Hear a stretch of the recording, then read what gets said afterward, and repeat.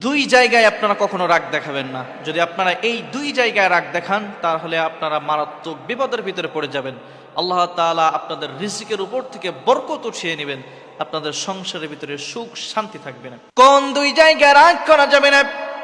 এক নম্বরে, যখন আপনার বাসায় কোনো মেহমান আসবে না জানিয়ে আপনাকে, আপনি জানেন না এই মেহমান আপনার বাসায় আসবে, আপনি জানেন না হুট করে আপনার বাসায় মেহমান চলে এসেছে, আপনি কখনো অসন্তুষ্ট হবেন না, আপনি কখনো রাগান্বিত হবেন না। আপনি চিন্তা করলেন আপনার বাসায় তো কিছু নাই, এই যে মেহমান এসেছে আমি একে কিভাবে মেহমানদারি করাবো, কিভাবে আমি তাকে খাইতে দেব, এরকম চিন্তা আপনি কখনো করবেন না। আল্লাহ তাআলা যখন আপনার বাড়িতে কোনো মেহমান পাঠায় তার রিজিক সে নিয়ে এরপরে আপনার বাসায় আসে। মেহমান আসলে আপনি আরো খুশি হবেন। খবরদার, মেহমান আসলে কখনো আপনি রাগান্বিত হবেন না।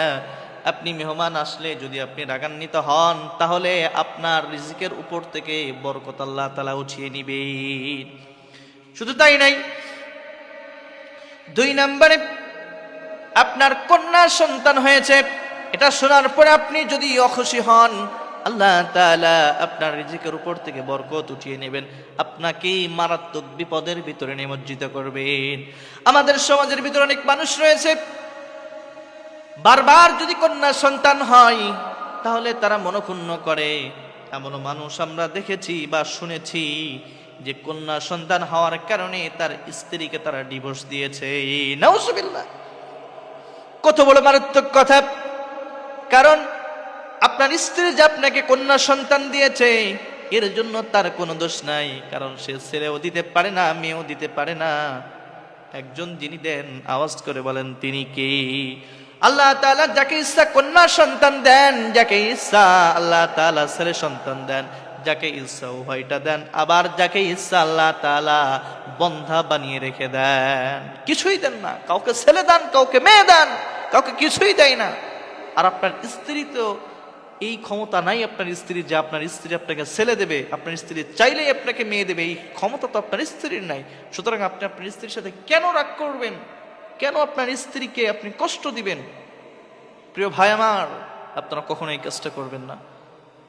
এই দুইটা জায়গায় আপনারা কখন রাগ করবেন না। এক হলো মেহমান বাড়িতে আসলে খুশি হবেন, রাগ করবেন না।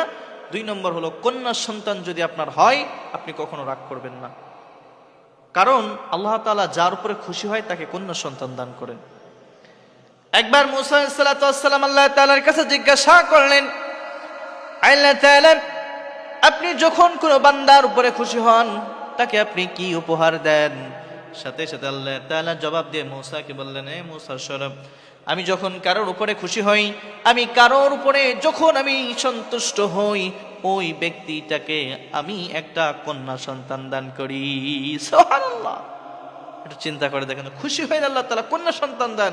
কন্যা সন্তান আপনার জন্য রহমত, কন্যা সন্তান আপনার জন্য বরকত। খবরদার, কন্যা সন্তানের কখনো মন খারাপ করবেন না।